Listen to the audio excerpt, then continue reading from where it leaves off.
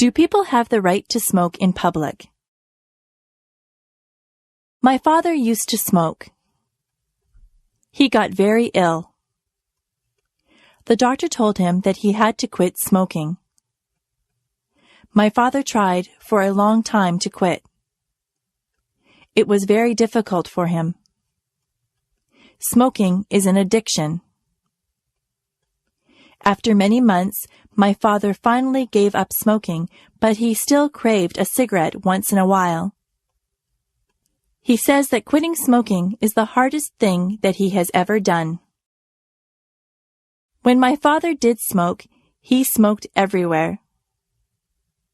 He smoked in restaurants, stores, and many public buildings. Now, you are not allowed to smoke in a lot of public places. When my father smoked, the rules were not so strict. People could smoke just about anywhere. It really wasn't fair to the people who didn't smoke. Their clothes always smelled like smoke, and they breathed in second-hand smoke. Some people think that the second-hand smoke is actually worse for you than if you smoke yourself. People would smoke in their houses, and very young children would inhale the smoke that was in the air. Some people still smoke in their houses, and their children breathe in the smoke. Some restaurants have areas for smokers and non-smokers, but usually the smoke drifts from one area to the other. There are some businesses that have banned smoking altogether. Personally, I think that smoking in public places should be completely banned. I don't think that I should have to breathe in another person's smoke if I choose not to smoke myself. It wouldn't be fair for a non-smoker to get lung cancer because they had to be in a place where smokers were allowed to light up. I know that smoking is a powerful addiction and that it is very difficult to quit, but smokers should restrict their smoking to places where there is nobody else around. Lung cancer is an awful disease. Nobody should have to suffer with lung cancer. People should be educated about the dangers of smoking. Smoking should be banned in public places, but eventually I would like to believe that fewer people will smoke. It would be nice to live in a smoke-free environment.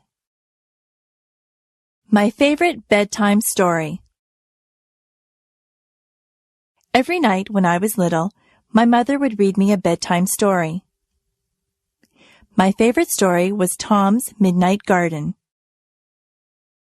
This was a story by Philippa Pierce. It was quite a long book, and it took quite a few nights for my mother to read the entire book to me. In Tom's Midnight Garden, Tom moves to the city to stay with his aunt and uncle. He is very bored at their apartment. They have no children, so Tom has nothing to do. One night, the clock strikes 13 times. Tom knows that this is impossible. A clock can only strike up to 12 times. He sneaks downstairs and goes outside. When he goes outside, there is a wonderful garden that wasn't there the day before. The next day, Tom goes outside and finds there is no garden. The garden only seems to appear at night.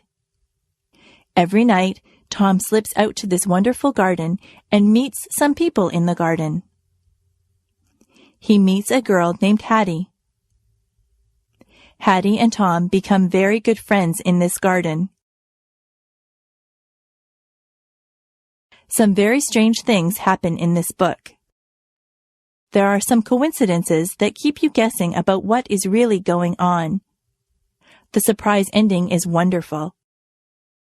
I really enjoyed Tom's Midnight Garden, and I was very sad when my mother and I came to the end of the book. I felt that I had visited the magical garden with Tom. It is a book that I will remember all my life. If I found a magic lamp. If I was walking down the beach one day and I happened to bump my toe on a magic lamp, I would pick it up and rub it. If it was a real magic lamp, but I don't believe that there really is a magic lamp, a genie would pop out in a cloud of smoke and he would call me master. He would say that he would grant me 3 wishes. I would have to think very hard about those wishes because I wouldn't want to waste them. I don't think I'd want millions of dollars. Money doesn't buy happiness, or so they say. I might wish for good health because if your health isn't good, you won't be able to enjoy anything. Some people might wish for beauty, but beauty is only skin deep.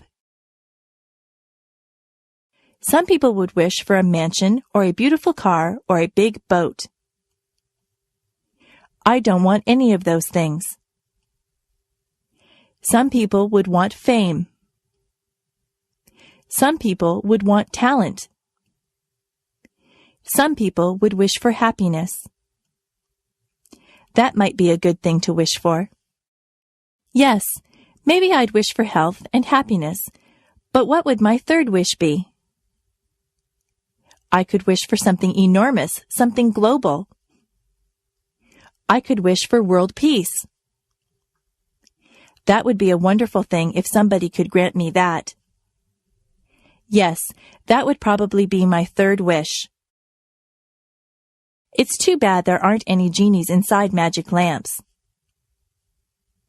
I won't get my 3 wishes. I can still work toward getting my wishes. I can eat well and exercise to stay healthy. I can be involved with a lot of things and be with my friends to stay happy. I can volunteer my time to different organizations to help achieve world peace. I can do my fair share in my community to help others. That's how I can get my 3 wishes, not through a magic lamp. I can only get what I want through self-determination and hard work. That is the key to getting your wishes fulfilled. Superstitions. I am not superstitious, are you? Yesterday was Friday the 13th. Some people think that Friday the 13th is an unlucky day. I think that it is just like any other day. Some people believe that if a black cat crosses your path, you will have bad luck. I don't believe that either. My mother always gets upset if I open an umbrella in the house. She says that is bad luck. She is probably right about that one because an open umbrella would take up a lot of space and you might knock things over. If your left hand is itchy, you are supposed to get money. I have had an itchy left hand before, but I haven't received any money because of it. It is bad luck to walk under a ladder. That is probably true because you might knock somebody off the ladder or have a can of paint fall on top of you. If you are acting in a play, it is bad luck if someone says, "Good luck" to you. This is very confusing. You are supposed to tell an actor to break a leg. It doesn't mean that you want the actor to break his leg. It means good luck to the actor. Actors have a lot of superstitions that are very unusual. I am not superstitious. I don't believe in superstitions at all. It is just fun to learn about superstitions. Some of them are very old and have been passed down from generation to generation. I once did a project at school on superstitions. It was a very interesting topic, and I got a good mark for it. Help. Did you ever have to call for help? Were you ever in a situation that was an emergency? It is good to know what to do in case of an emergency. You should always know how to get in touch with the police and fire departments. I have read stories where very young boys or girls have called the police and saved their friends' or family members' lives because they knew just who to get a hold of. If you see a fire, you should call the fire department. A lot of tragedies have been prevented because the calls have been made quickly. It is important that emergency vehicles arrive very quickly. That is why those vehicles have sirens. When their sirens go, it means to get out of the way. Policemen, firemen, and ambulance attendants are trained to handle very difficult situations. They often save people's lives. They go through a lot of training to become good at what they do. They never panic in emergencies. For your part, you should keep emergency numbers near the phone or know what the emergency numbers are. Where I live, there is a special number that you call for any emergency. We teach that number to everyone, even very tiny children. It is important to remain calm if you need help. If you call an emergency number, you have to be able to speak clearly and tell the person you are talking to exactly what the problem is. I hope you are never in an emergency situation, but it is a good idea to be prepared. The peach orchard. When I was very young, I lived near a peach orchard. Now there is a park where the orchard used to be. I always remember the peach orchard because my grandmother and I used to go there and pick peaches. The owner of the orchard would let all the neighbors pick peaches. It's not the fact that I used to get many ripe, tasty peaches that I remember. It's the time that I used to spend with my grandmother that I remember. My grandmother was very old, but she was very healthy. She used to walk a lot. I think that is what kept her fit. She had a lot of energy, so she liked to go to a lot of places. She would get a fruit basket, and then she would ask me if I wanted to go to the orchard. I always said yes because I enjoyed walking through the orchard on a sunny day. We never climbed up on a ladder to reach the peaches. We just reached for the low-hanging fruit. My grandmother and I used to talk all the time that we were out there. It was nice to spend time with her. She told me many stories about when she was a young girl. We laughed and got to know each other better. My grandmother only visited us during the summer. She lived in California and I lived in Niagara Falls, so we didn't get to spend a lot of time with each other. We enjoyed the hot summer days in the orchard. You could smell the peaches, and the bees buzzed lazily by us. My grandmother would point out different insects and birds to me. I learned a lot about nature from her. We would end up with a big basket of peaches. When we got home, my mother would wash the peaches, and often she would bake a peach pie for us. Nobody bakes a peach pie like my mother. It's good to have memories like that. Childhood memories of time spent with my grandmother are very precious to me. Sometimes it's just the simple things that you do in life that leave you with the nicest memories. Giving a speech. I had to give a speech last week. I gave a speech to 300 people. I had to speak in front of a group of students. I had to tell them about a campaign that we were having to raise money for cancer research. Giving a speech can be a difficult thing. When you stand in front of a big crowd, you can get very nervous. Some people feel like they have weak knees. Their legs feel as if they are made of rubber. Their heart beats very hard inside of their chest. Their palms get sweaty. Some people even become short of breath. For some people, giving a speech is their worst fear. When you give a speech, everyone is looking at you. They are waiting to hear what you have to say. When you have 300 people looking at you, you have 600 eyes that are on you. It is a little frightening when you think of it that way. Before I give a speech, I take 3 big breaths. I calm myself and I remind myself that what I have to say is important. I like to be sure of what I am going to say, so I practice my speech in front of a mirror at home. I like to look like I am relaxed and friendly. They say that practice makes perfect, so the more speeches that you give, the better you will become at it. Whenever I have to give a speech, I imagine that the audience is just one big person. I look out into the audience until I find a friendly, smiling face. I focus on that person, and I pretend that I am just talking to them. I've become used to giving speeches. I am more relaxed now than I used to be. People tell me that I do not look nervous at all. I like to hear that. Sometimes I do feel a little flutter of nervousness, but I just ignore it and do the best that I can. Giving a speech is not as scary as it appears to be. Anyone can do it with a little practice. Moving to another country. My friend Steve moved to another country. He had lived in Canada all his life and he moved to Japan. Life in Japan was very different for Steve than what he was used to. At first, Steve suffered from culture shock. His whole life seemed different. He was not used to the way of life in Japan. Steve was not used to the large crowds of people that walked up and down the streets in Japan. In his hometown in Canada, the streets were fairly quiet. Steve had to get used to the food. In Japan, the people eat a lot of fish.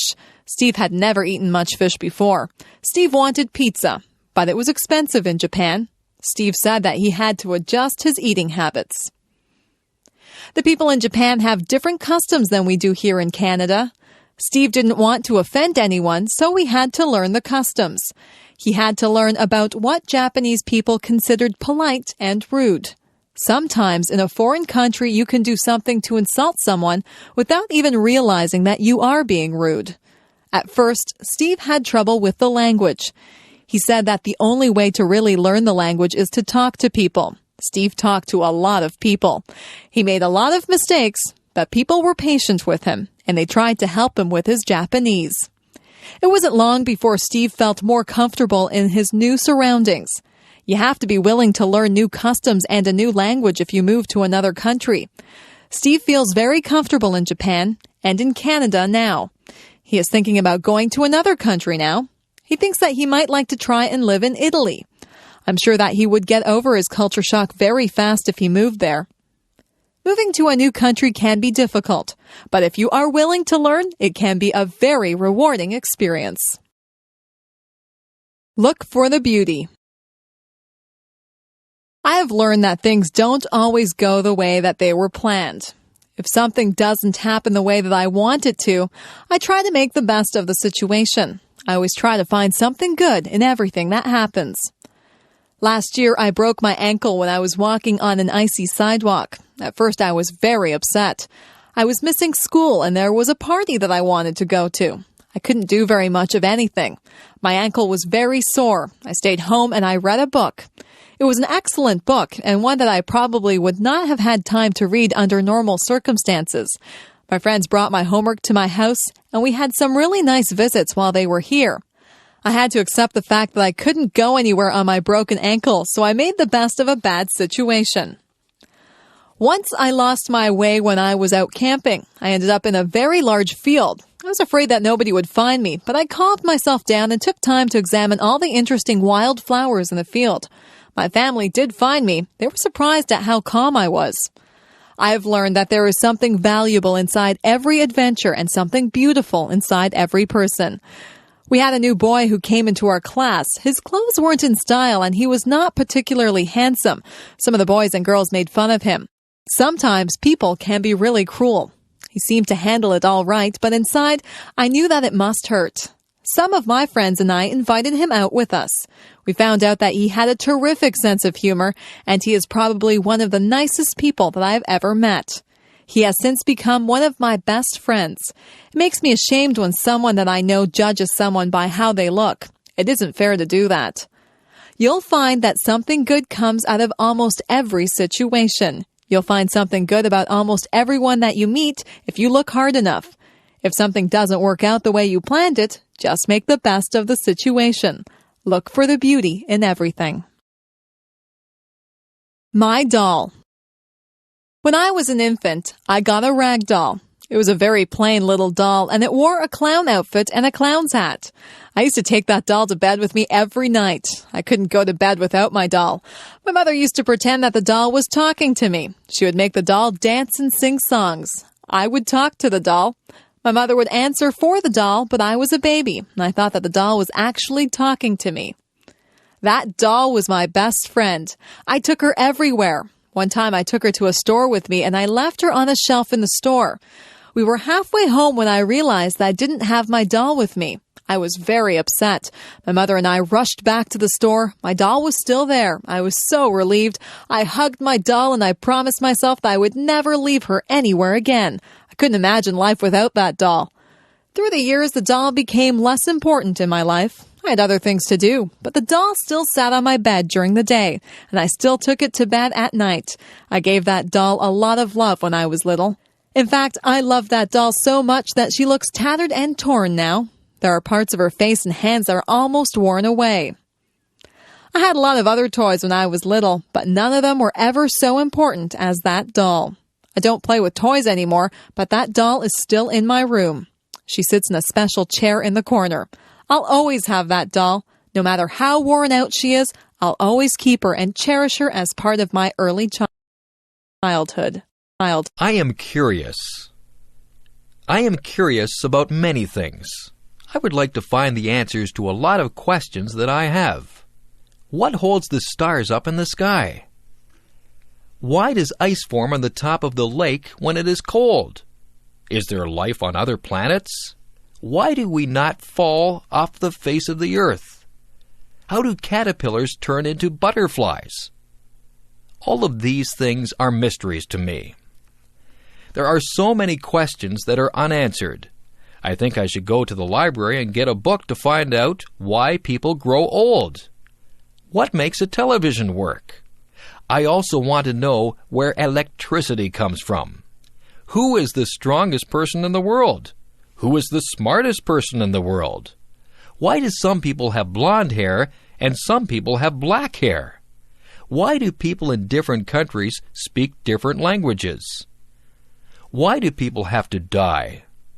Why are no two snowflakes alike? What makes people fall in love? What makes the rivers run? Why does the sun rise every morning? How did the oceans form? Why did the dinosaurs vanish from the earth? I wonder if I'll ever find out the answers to all of my questions. I think I'll have to study hard and stay in school to find out everything that I want to know. Some questions never get answered. It is good to be curious. People who are curious about things are the ones who learn a lot, and some curious people go on to invent things and make important discoveries. Creative people. Some people are just born to create. That's what I think. Some people just have the need to write stories, compose beautiful music, or paint pictures. Creativity seems to be inside them, and they need to let it out.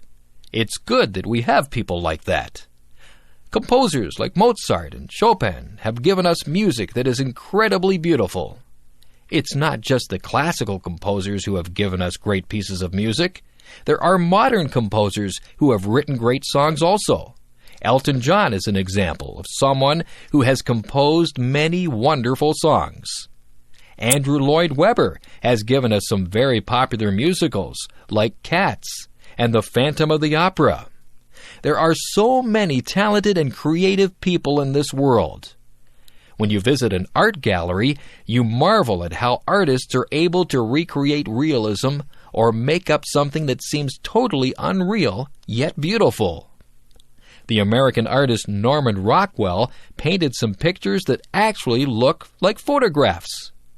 He tried to portray life as it was in America. Through his paintings, one can get a good sense of American life through the years. On the other hand, artists like Jackson Pollock did not portray realism. Jackson Pollock painted abstract pictures.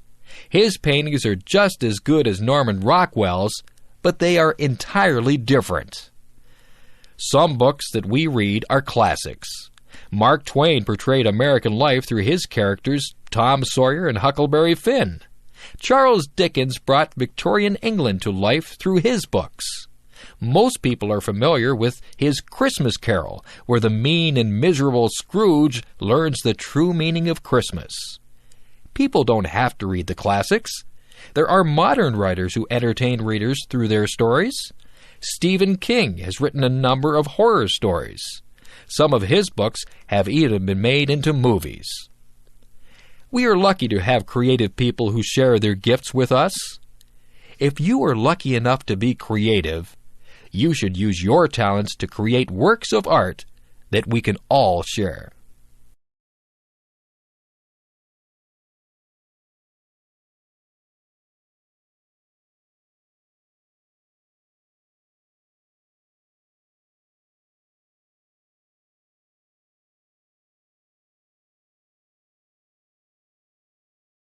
Okay.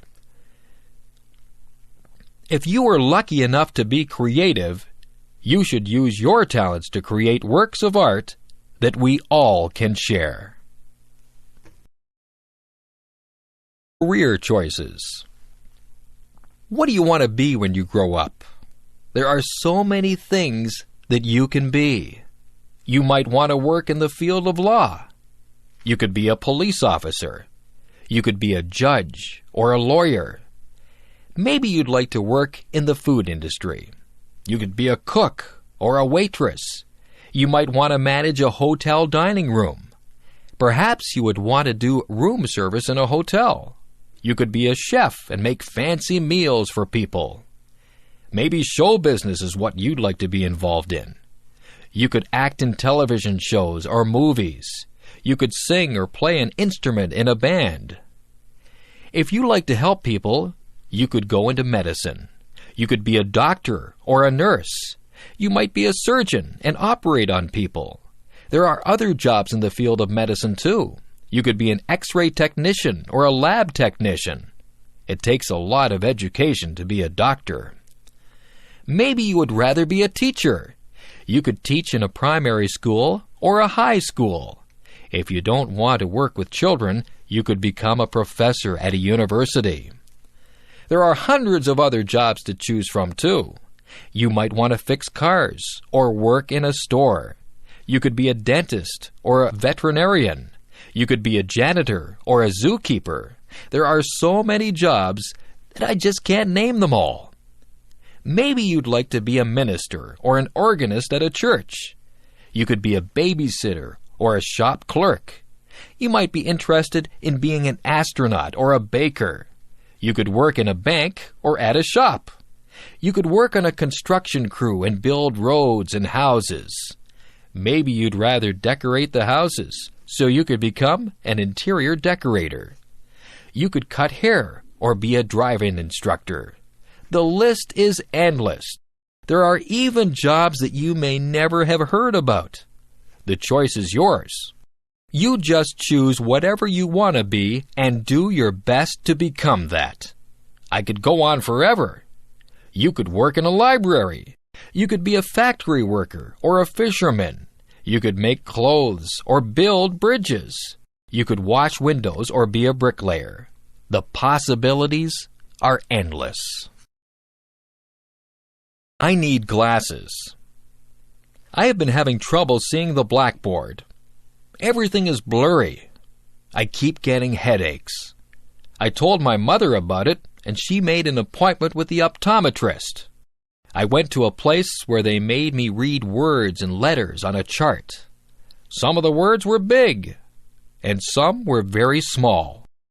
I tried to read everything, but sometimes I couldn't see some of the small letters. The optometrist would cover one of my eyes while I read the chart. Then she would cover my other eye. She even put some drops in my eyes. I asked the optometrist if I had passed or failed the test. She laughed and said it wasn't that kind of test that you passed or failed. She was just trying to find out if I needed glasses. I did need glasses. My mother and I looked around. There were many pairs of frames. I wanted something that was in style. I tried on many pairs of frames. Some of them looked good on me, and some of them looked really funny on me. I finally chose a frame that was my favorite. I gave them to a lady who did some measurements. She told me to come back on Friday to get my glasses. On Friday, I got my glasses. My friends liked them. They said I looked smart in my glasses. I wore them to school on Monday, and I was able to see the blackboard clearly. I didn't realize how much I hadn't been able to see. Now I don't get headaches anymore. I'm glad that I have my glasses. Everything is a lot clearer now. I am clumsy. My mother says that I am clumsy. My father says that I am clumsy. I know that I am clumsy. I do things all the time that are clumsy. I fall down for no reason at all. If there is a crack in the sidewalk, I will be sure to trip on it and fall down. If I carry a plate of food in the cafeteria, I almost always either drop it or bump into someone with it. I don't try to do these things. It just happens. When I drink juice, I miss my mouth and get juice all over my shirt. I always have something spilled on my clothes. Last week I opened a jar of peanut butter. The jar flew out of my hands and landed upside down on the floor. There was a big glob of peanut butter on the floor. Yesterday I knocked over the sugar bowl. There was a big sticky mess on the floor. I bump my head when I get into the car. I rip my pants on things. I lose my money out of my pockets. I step on the cat's tail. I always feel bad when I do that because the cat thinks I don't love her. I don't mean to do these things. I am just a clumsy person. My parents tell me to slow down. I am always in a hurry. Maybe that's why I'm so clumsy. Maybe it's just a stage that I'm going through. If it is, I hope it is over soon. Being clumsy is no fun at all. Home alone. I remember the first time that my parents left me home alone. I was very grown up, and I thought that I would be just fine. I was fine for a while. I watched television and had something to eat. I called my friend on the phone, and we talked for a while. Then I sat down to read a book. The house was quiet, very quiet. I found myself listening very carefully. I heard a tap-tap-tapping noise. I wondered where it was coming from. It seemed to be coming from the window. I turned out the lights so that nobody would see me, and I peeked out the window carefully. I was expecting to see a robber tapping at my window. There was nobody there. It was just a tree branch swaying in the breeze and tapping at my window. I felt silly. I turned on the lights and sat back down to read my book. A few minutes later, I heard some creaking noises. I listened carefully. Then I heard a clunking noise. I think it might have been the furnace. Then there was a whirring noise. My imagination began to play tricks on me. I was imagining that there were all kinds of creatures in the house. I told myself to grow up. I wouldn't let my imagination run away with me. I was glad when my parents got home. I told them about all the noises that I had heard. My parents laughed and said that all houses make noises. We're usually just so busy that we don't hear all the noises that go on. I have stayed home alone many times now. I just ignore all the little creaks and noises that I hear. I'm still alert and listen for anything suspicious, but I know that there are lots of noises that are harmless. That tree that taps on my window still frightens me sometimes, but I'm a lot braver now than I was the first time that I stayed home alone. Family. What does the word family mean to you? The easiest way to define family is to talk about who you are related to. Usually there is a mom and a dad, and children who are brothers and sisters. This would be the core family. Then there is the extended family, which would include grandparents, aunts and uncles, cousins, nieces and nephews and in-laws. People married to your brothers or sisters, husband or wife. However, I think the word family has a much deeper meaning. The word family brings words to my mind like love, support, help, kindness, fun, love, trips, closeness, love, forgiving, sharing, love, understanding, respect, and love. You'll notice one word that is repeated over and over again: love. I believe if a family has real love for one another, they will be able to overcome any problems they may have. Actually, they may not have too many problems if they all love and respect one another. However, there are things that cannot be helped, like death, sickness, or accidents. It is during those hard times that a family's love helps them to go through those experiences. We had quite a few children in my family. There were brothers and sisters, which included an adopted brother and a number of foster children too. I was also very fortunate that I had both my mom and dad to live with and do things like vacations together. We had a lot of fun, and there were some times of tears too. Above all, we love one another. Family is a wonderful thing. I am so lucky. My first job. My first real job was during my last year of high school. I had taken classes in various business subjects. In that last year of high school, we could do a co-op. That meant we could work part of the time instead of going to school. It would count as a credit towards our diploma. The place I got a job was at a men's tailor shop. The owners were a very nice older German couple. They had 2 other men working for them too. One of the men had had brain surgery for cancer. He had a big, long scar all around the top of his head. He told me all about it. He was always happy and full of fun. I thought he was very brave. The tailor shop made suits to order. One of the salesmen would measure the man, and the customer would choose a fabric and style for he or his wife liked. The people in the back of the shop would then cut and sew the suit. The suits cost a lot of money. There were also suits already made that the customer could buy instead if they wished. They could also rent suits or tuxedos for weddings or parties. I worked at a little desk. I answered the phone, wrote letters, filed papers, and did some bookkeeping. It was about a mile walk from my school to work. I passed many clothing shops. That wasn't good because I spent a lot of my money that I earned in those shops.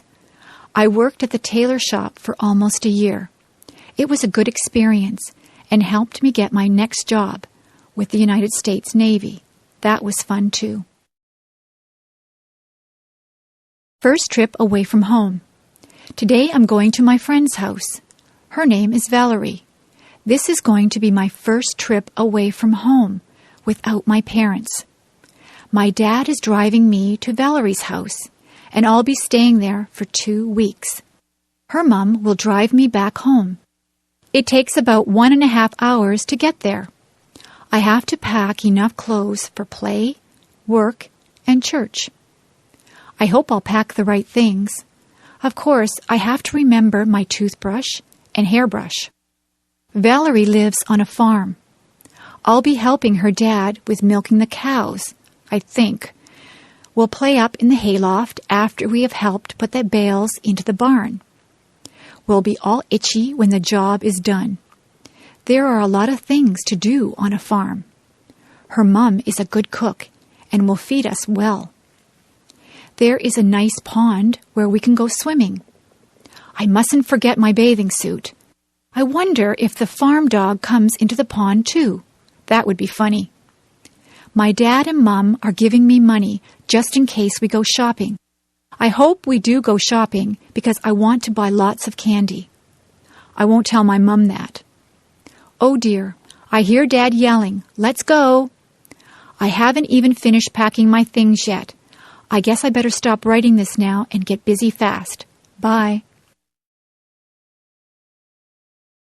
My job.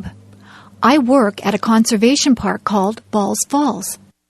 I've only worked there for 3 weeks now. I am a tour guide, and I tell people the history of all the old buildings there. Somebody told me that one of the houses I work in is haunted. Now I get chills every time I walk into that house. My boss told me that the stories aren't real, but I have an active imagination.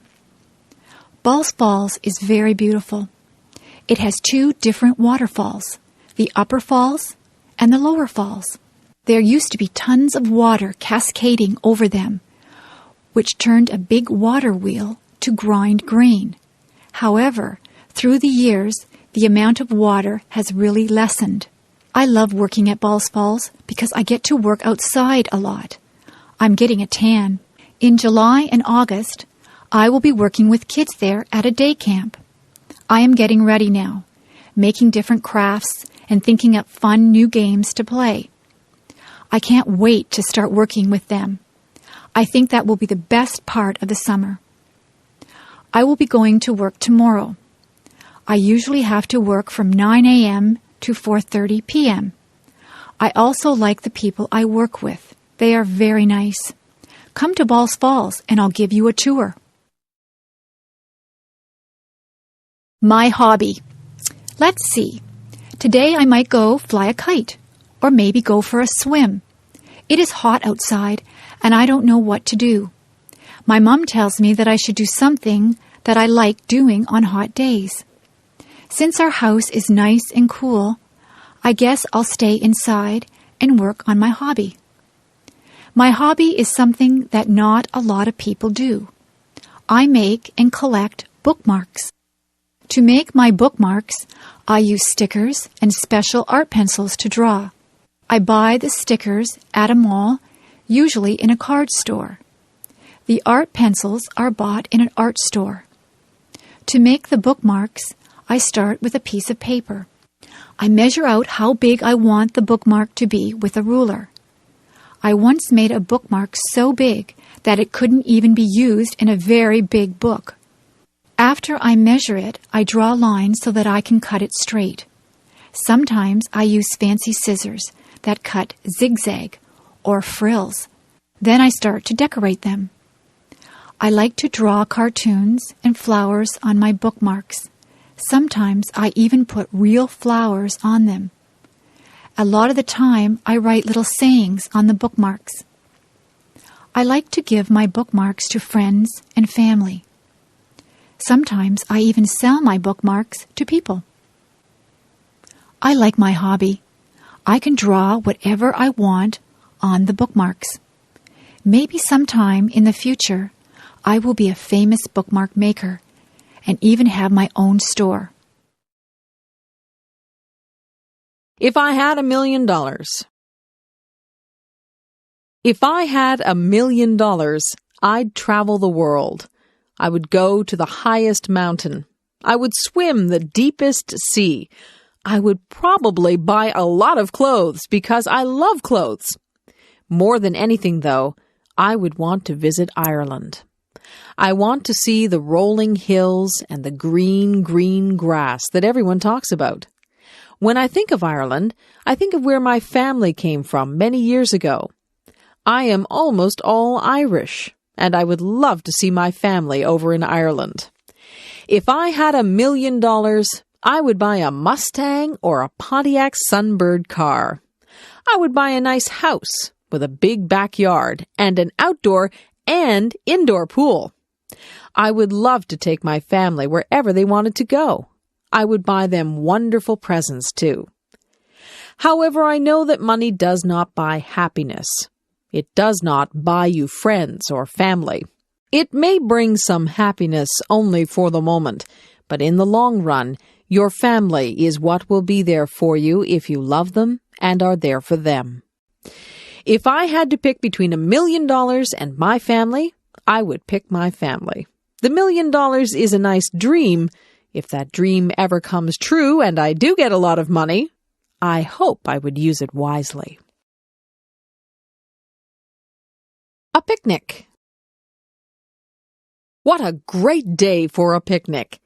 We're not only having a picnic, we're having a big bike ride too. We did this last year with a lot of friends also. It was really fun. We meet quite early in the morning in a pretty little town. The town is where the Niagara River flows into Lake Ontario in Canada.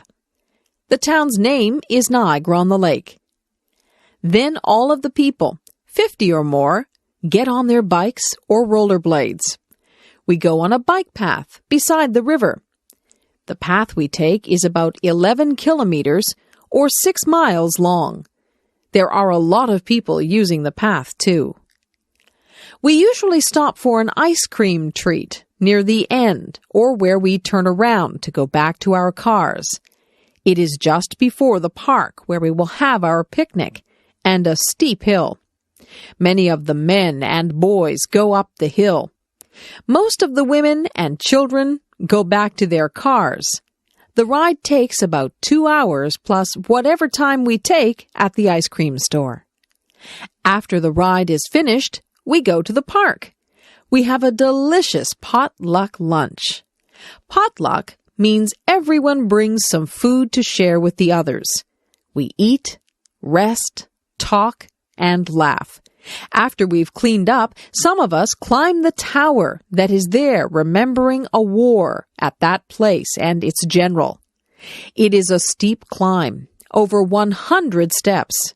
We usually end the day with a fun game of baseball or soccer. Finally, we pack up our stuff. Tired and dirty, we head for home with good memories swimming in our heads. Working in my yard. I live in a house that has a small yard around it. In my yard there is a lawn and a garden. There is also a sidewalk that leads to my front door and a driveway that leads to my garage. Throughout the year, I work to maintain my yard. During the summer, I cut the grass that grows in my yard using a lawnmower. I like the smell of the grass when it has just been cut. But it's better not to cut the grass too short. When the weather is dry, I also put water on the lawn and garden so that the grass and flowers can grow. During the autumn, many leaves fall from the trees in my yard. I use a rake to collect the leaves from the lawn. Then I can put the leaves into bags. I can use the leaves to make fertilizer. When I was a kid, I didn't like the job of raking leaves, but now I don't mind it. Another job during the autumn is to remove flowers from the garden before cold weather arrives. During the winter, there is no work to do in the lawn or garden because they are covered in snow. But I need to keep the snow off my sidewalk and driveway. Whenever it snows, I use a shovel to clear the snow from the sidewalk and the driveway. Sometimes it snows a lot. If I didn't shovel the snow, it would soon be impossible to get into my house. During the spring, the snow melts. I clean up my yard by sweeping away the dirt and by removing weeds from the lawn and garden. I also put flowers back into the garden. It's nice to see them again after the long, cold winter. When spring comes, the grass grows very quickly, so I need to cut the grass quite often. Working in the yard can be very satisfying work. It's so nice when the lawn and garden are looking green and healthy. Early morning. Yawn. I'm so tired. I don't like getting up in the morning. I wish I could sleep in until noon. My mom has to come into my room and shake my feet. "Get up, you lazy girl," she says. "It's time to rise and shine. It's a beautiful day." I raise my head, mumble and turn over, putting my pillow over my head. My mom yanks my pillow from off my head and starts tickling me. "Okay, I'll get up," I shriek. The sun is so bright that I squint. I think I will go outside and play. I can't wait to get up now. My mom cooks me breakfast. I have eggs, bacon, toast, and orange juice. When I finish my breakfast, I brush my teeth, comb my hair, wash my face, and then change into my play clothes. I choose a bright pink and yellow tank top with jean shorts and blue sandals. My bike is in the garage where my dad keeps the cars and tools. As I pedal, my hair flies out behind me. I keep my mouth shut so that bugs don't get in. I am going down a big hill now. I can hardly pedal anymore. My legs are moving so fast. I hang onto my handlebars tightly. I don't want to fall off. I finally am able to slow down as the road becomes level. I turn a corner and decide to go back home. I realize I now have to ride up the hill. I know I will be tired when I get to the top. I think that I will have some water now before I start to go up. It tastes great.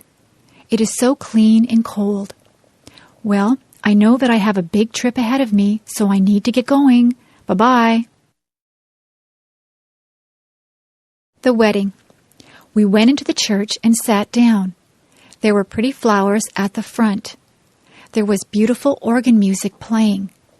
The church was full of people dressed up nicely.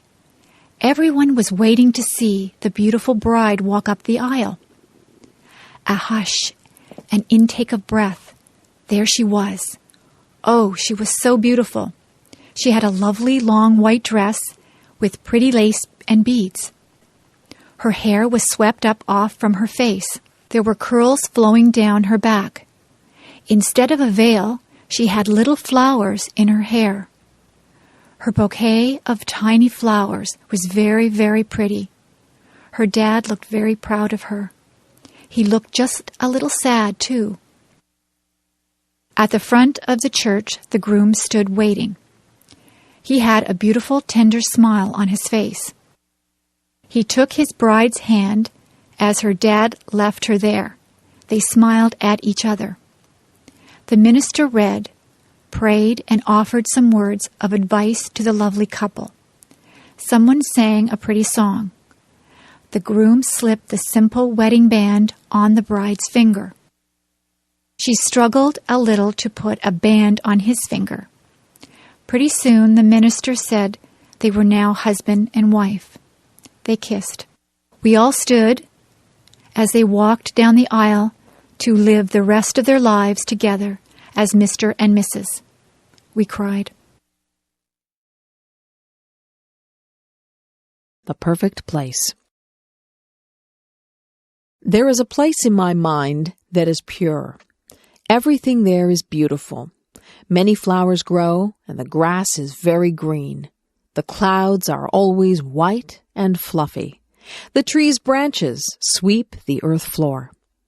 You can hear the sound of a waterfall. It is roaring with life, and the water races.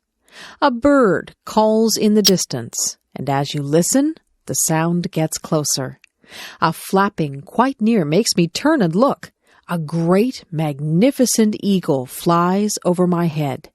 The strength I see in his powerful wings amazes me. I am never thirsty or hungry. I live off the beauty that surrounds me in this perfect place. I walk on trails that lead me to breathtaking places. The beach is my favorite spot to end up. The sand between my toes is soft and cool. I love to lie down on the sand. I watch the sun go down. Sometimes the sun is a brilliant orange. The world seems like it is on fire. Waves lull me to sleep. The seagulls wake me up. In this perfect place, I have learned so much. The animals and their homes are so precious. I have learned to respect the animals. They were here first. The sounds, smells, and sights are too perfect and full of life. There is no war here, no anger or stress. I don't have to worry about pollution or destruction. My perfect world exists only in my head. Maybe if we all work hard, my fantasy can become real. Visiting the zoo. When I was a kid, I always enjoyed visiting the zoo. My family lived far away from the zoo, so we didn't go there very often. But whenever we went to the zoo, I always had a fun and interesting time. Some of the animals were very large. Of course, the elephants were huge, and they had such an unusual appearance, with their big ears and their long trunk and tusks. The giraffes were very tall, with long necks that reached high into the trees. Some of my favorite animals were big cats. The lions looked very powerful, with their big teeth and paws. The tigers were just as big and strong, with yellow and black stripes. But the bears were even larger than these cats. The polar bears, with their bright white fur, liked to swim through the water.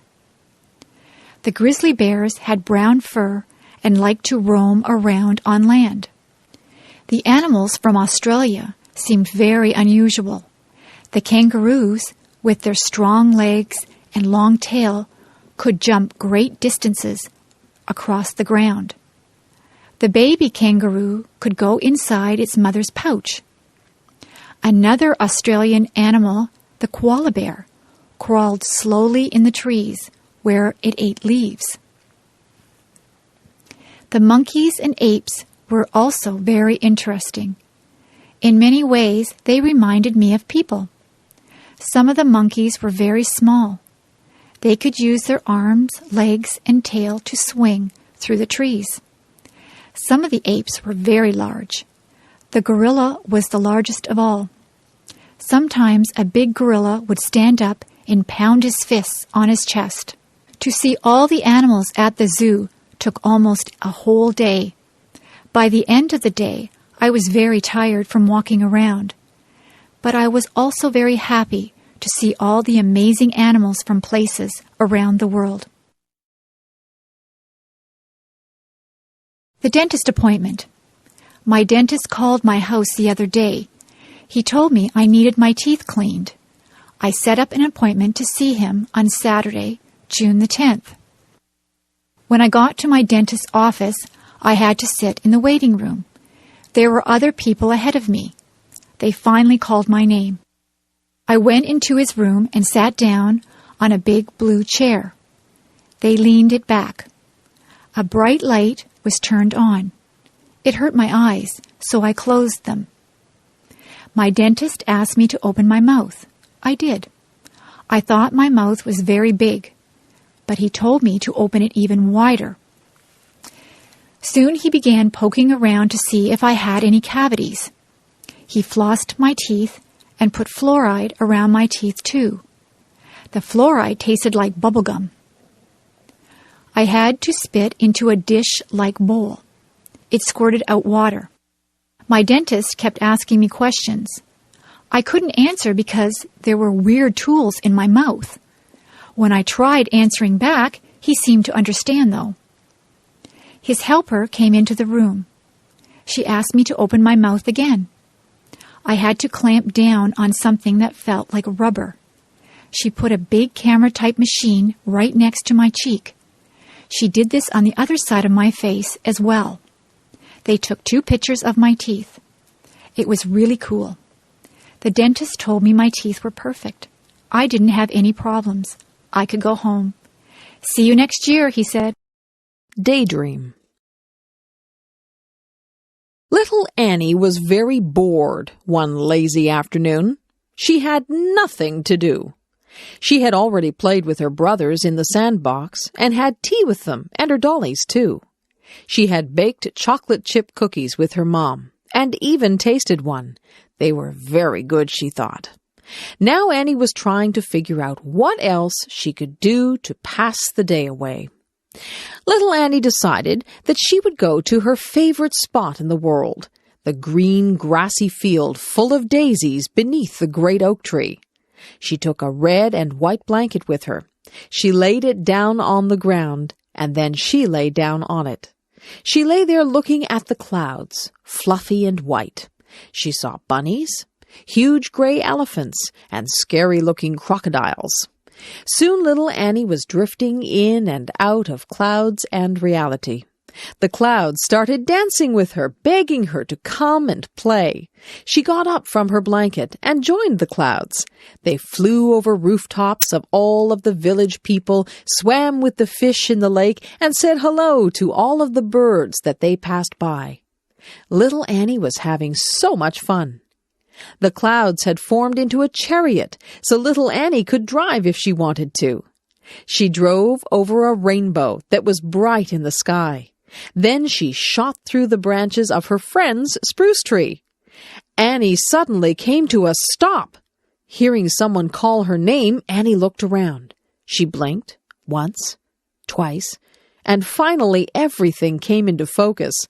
Her brother was tugging at her leg, wondering why she was staring into outer space with a big grin on her face. "Oh," little Annie said, not really knowing that she had been sitting there all along. My friend in the next office.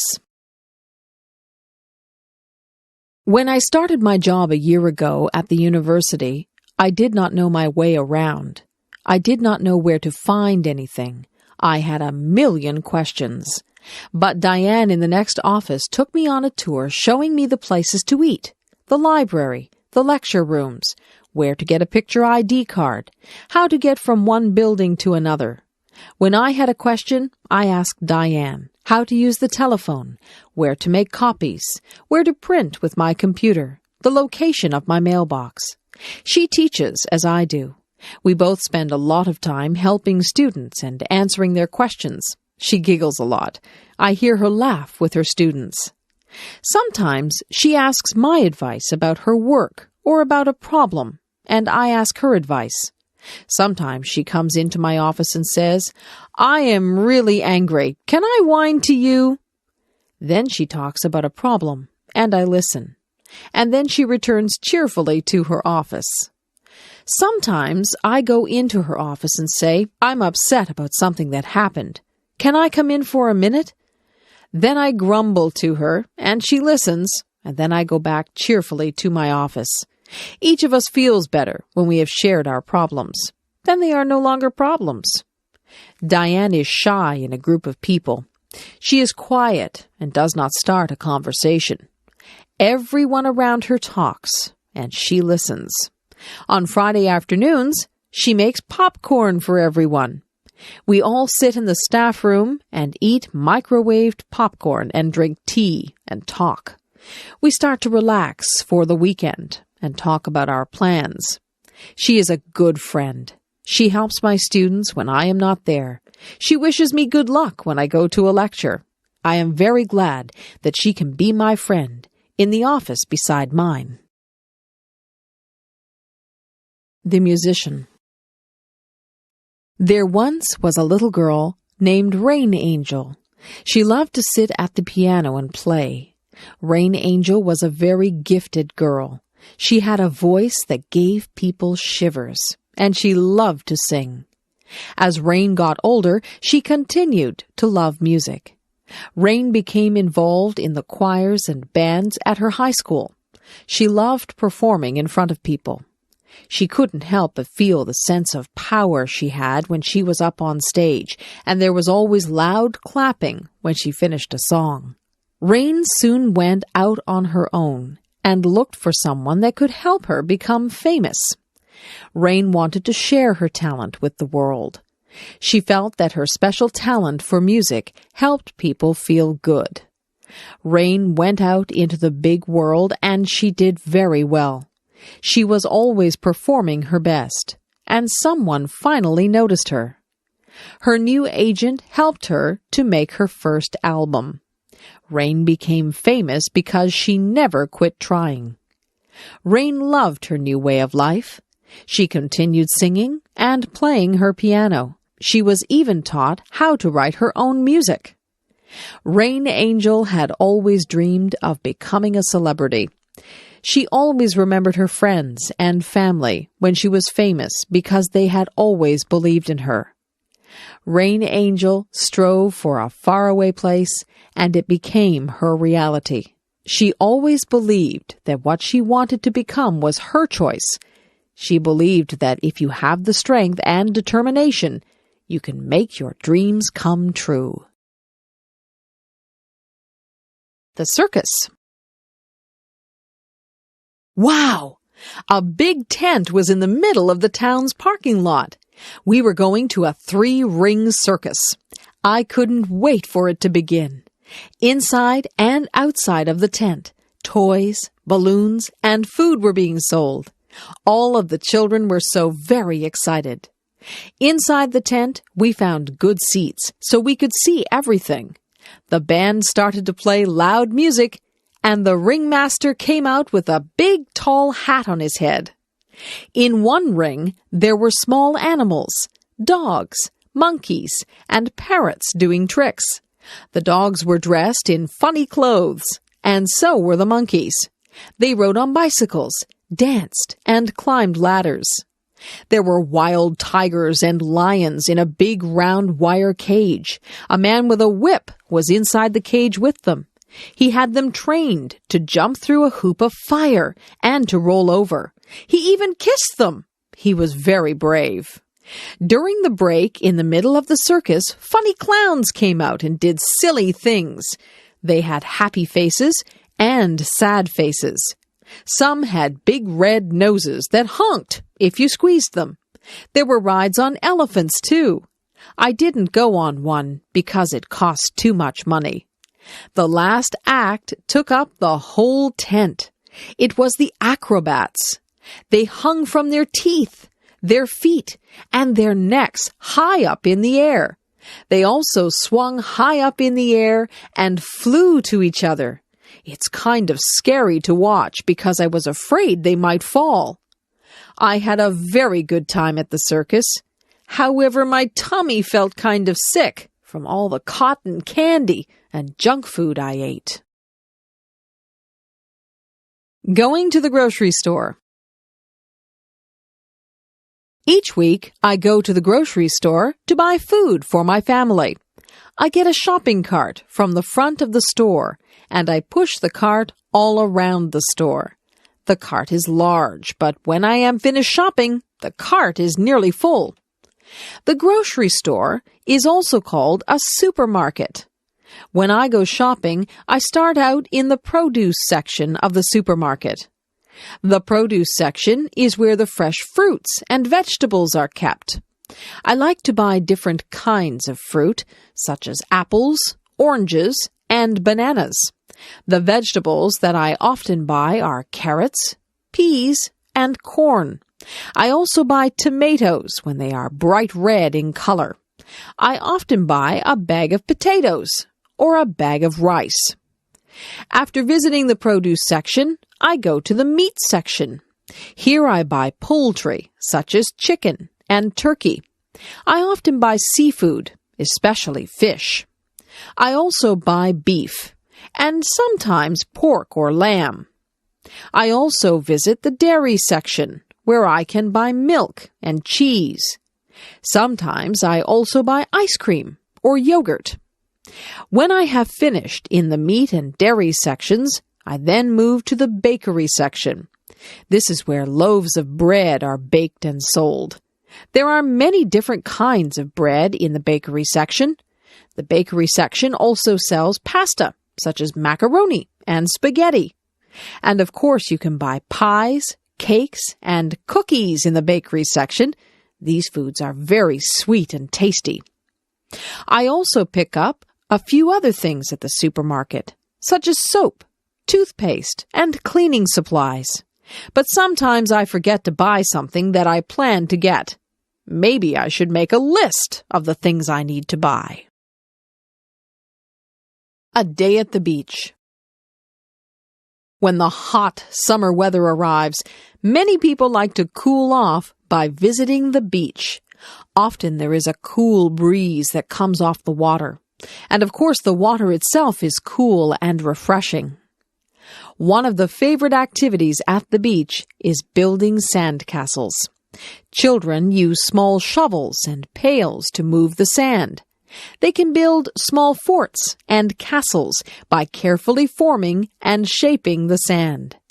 Building sand castles is a lot of fun, but you shouldn't build them too close to the water. A wave might come and wash your sand castle away. There are also many games that people like to play at the beach. Some people play catch with a small plastic disc called a frisbee. The frisbee glides smoothly through the air. Other people like to play beach volleyball in the soft sand. Some people prefer just to relax on the beach. They like to lie down on a blanket and feel the warm sunshine. I like to sit on the beach with an ice cream cone, but you have to eat it quickly before it melts. Of course, the main attraction of a beach is the water. Many children learn to swim at the beach and enjoy playing in the water. Some people like to swim vigorously. Other people like to relax in the water on an inflatable floating mattress. Other people just wade around in the water as a way to keep cool. When it is a windy day, some people try sports, such as surfing. Going to the beach is surely one of the best ways to spend a summer day. Making cookies. Something smells good. My friend's mom is making cookies. They are chocolate chip, my favorite. I think I'll go home and ask my mom if we can make cookies too. I run all the way home and rush through the door. I yell, "Mom, Mom!" She comes out from her bedroom, her eyes wide. "What?" she answers, a little worried. I breathlessly ask if we can please, pretty please, make cookies. She smiles and says, "I guess so." "Yes," I reply. First, Mom tells me to get out the cooking stuff. So I get out the mixer and bowl, the measuring cups and spoons, and the cookie sheets. Then she tells me to get out the recipe book. I remind her that the recipe is on the chocolate chip package.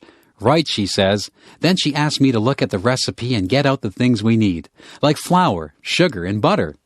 We set the oven temperature to 350 degrees Fahrenheit. Then we mix all the flour and other ingredients together. Last, we added the chocolate chips. We drop the batter by big teaspoons full onto the cookie sheets. We set the timer for 12 minutes and just sit back and enjoy the good smell. The buzzer rings. We take the cookies out. Oh, do they look good. We don't even wait for them to cool down. Both Mom and I get a big glass of cold milk and 2 big warm cookies each. Yum, yum. Want to join us? I want to dye my hair green. Many of my friends have dyed their hair different colors. I don't mean normal hair colors like brown or black. My friends have dyed their hair orange, purple, and blue. I told my mother that I would like to dye my hair green. I explained to my mother that I would only use food coloring. The green would not last forever. My mother said that dyeing your hair was a silly fad. She said that I would not look good with green hair. I said that if I couldn't dye my hair green, maybe I could get a nose ring. My mother said no. I said that maybe a tattoo on my arm would be nice. My mother said, "No way." My mother said that she did some crazy things when she was a young girl. She said that she used to iron her hair to make it straight. That sounds quite boring to me. My friend Joan came over. Her hair is dyed bright pink. My father said, "Nice hair, Joan." I don't think that he really meant it. My mother says that when I am an adult, I can dye my hair whatever crazy color I like, but for now, she would like me to leave my hair its natural color. I tried to tell her that all my friends were doing it. My mother asked, "If all your friends were jumping off a cliff, would you do it too?" I said, "No." I think I'll have to wait to have green hair, but maybe by the time I'm old enough to dye my hair green, I won't want it that color. My mother says that fads change all the time. One day, something might be popular, and the next day it's not in style at all. I'll just have to live without green hair for now. I wonder what the fad will be next month. Why do people dislike other people? Some people don't like other people just because they look different. I think that is silly. I don't think that it is fair to judge someone by the way they look. Some people look very nice, but they are mean or cruel. Some people look very ordinary, but they are incredibly nice. I remember when I was in grade 1.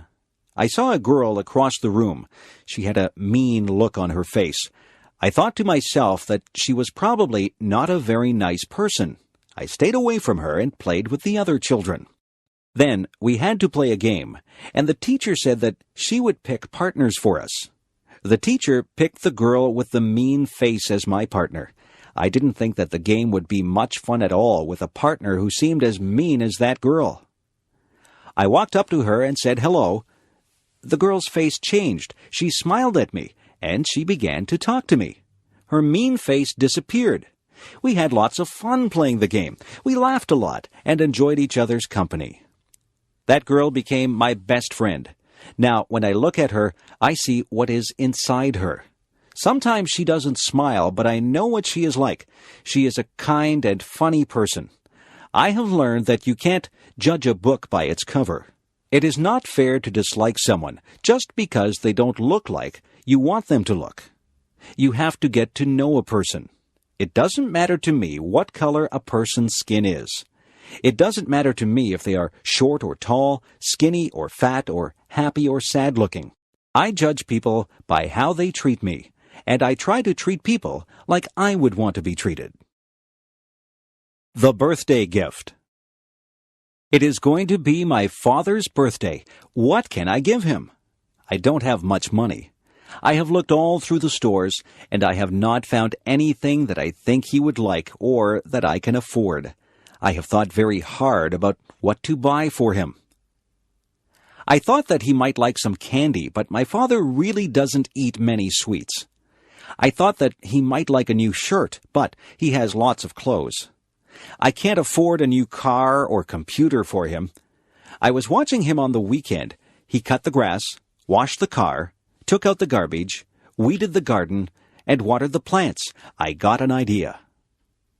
I went to my room and took out some paper. I cut out pieces of paper, and I wrote on them.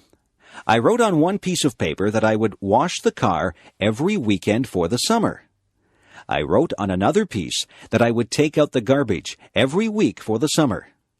I also wrote that I would cut the grass, weed the garden, and water the plants every week for the summer. I made a birthday card for my dad, and I put the pieces of paper inside it. I went downstairs and gave my gift to my dad. My dad thought that the gift was very thoughtful. He said that it was a gift from the heart. I did all those things for my dad all summer. He said that he had a lot of free time because I helped him so much. My dad and I are good friends. I don't mind doing things for him because I know that he is always there to help me out. A good gift doesn't have to be something that costs a lot. My dad says that the best gifts are the ones that show how much you care for the other person. I'm glad my dad liked his gift. New Year's Day. On New Year's Day, people start a new year. Many people make resolutions. They resolve to be better people. Some people decide that they will lose weight so that they can be healthier. Some people decide to give up smoking. They also want to be healthier. There are all kinds of resolutions that people make. Some people try not to lose their tempers. Some people say that they will work harder.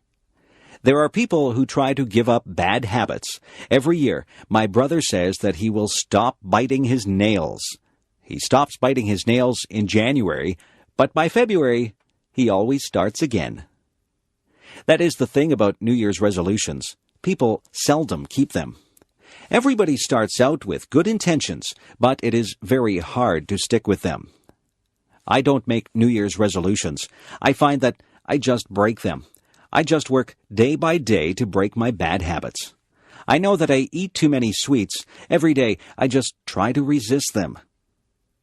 I think that every day is a new day, regardless of whether it is New Year's Day or not. Bad habits are hard to break. The best thing is never to start any bad habits. I don't know if my brother will ever stop biting his nails, but I know that each January he intends to stop. Maybe one of these New Year's days he'll get over that habit. If I could fly. I sometimes imagine what it would be like if I could fly like a bird. Just imagine what it would be like to soar into the sky, flying high above the trees. You could stand on high rooftops and never be afraid of falling. You would see so many things as you flew over rooftops and forests. You would feel incredibly free as you traveled from place to place, not bothered by road signs or traffic jams. If I could fly like a bird, I would start from my backyard and travel through town. I would look down on the houses and factories. When I got tired, I would land in a field and take a nap. I would travel above rivers and follow them as they wound along and emptied into lakes and oceans. I would fly above parks, and I would call out to the children as I flew high above them. I would dip and dive as I flew. I would soar up high and dive down low so that I could almost touch the treetops. Have you ever flown? I know that you can't fly like a bird, but you might have taken an airplane ride. When you're in an airplane, you pass through clouds. It is exciting to take an airplane ride. I love taking airplane flights. I like to look down at the earth. When you're up that high, everything below you looks tiny. That's the closest I'll get to flying like a bird. But I can still use my imagination and spread my wings and soar high above the world just like a bird. What I look for in a friend. What is it that makes somebody your friend? Some people are nice and you have fun with them. Some people are nice to talk to, but they don't become special to you. Some people become very close to you. Those people are the ones who become your good friends. Did you ever wonder why certain people do become your good friends? Friends usually have something in common. Often, friends enjoy doing the same things as each other. Maybe they like the same sports or the same music, or maybe they can even talk about problems or schoolwork. Friends usually find a common bond. Friends share ideas and listen to each other. Sometimes, people who don't have similar interests even become friends. You can learn a lot from a person who likes different things than you. The most important thing about friends is that they must communicate with each other. A good friend is a person who takes the time to listen to the other person. One of the most important things that I think a friend should have is a sense of humor. I like to laugh with my friends. I like to feel comfortable around my friends. It is nice to be able to talk and laugh with people who have similar interests. It is nice to share things with people and learn about their interests. You become a better person if you are able to learn things from others. Life is a journey. On that journey, you meet many people. Some of those people will change your life. You have to choose your friends with care. A good friend is worth more than all the gold in the world. A good friend will make your journey through life more pleasant. Make friends along the way, and the path through life will be very rewarding.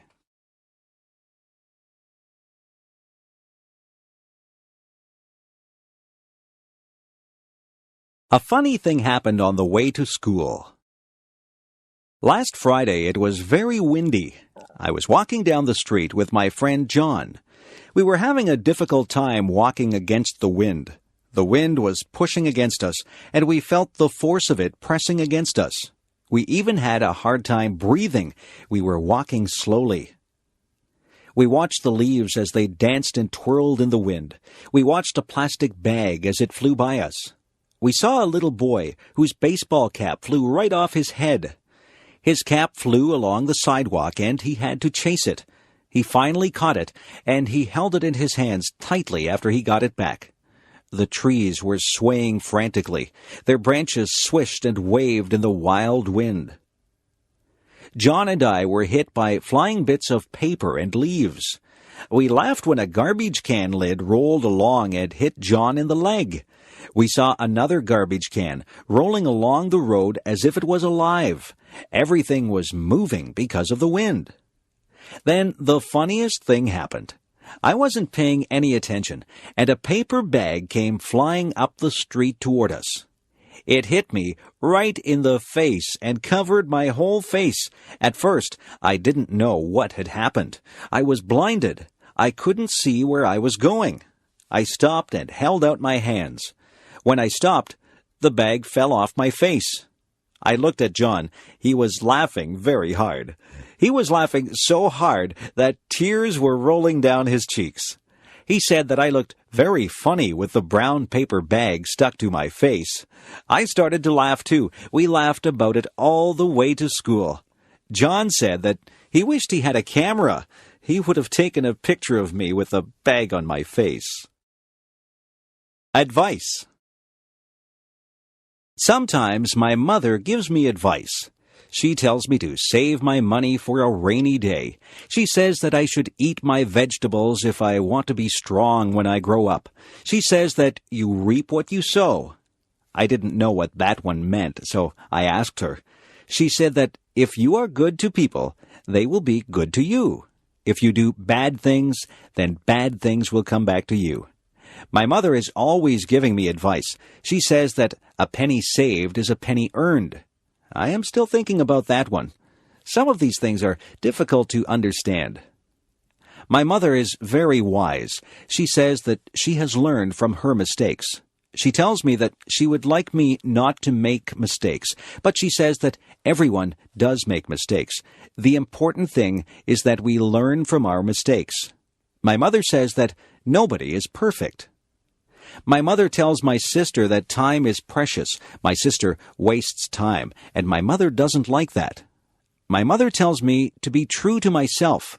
She says that I should not follow the crowd. I should listen to my own conscience and do what I think is right.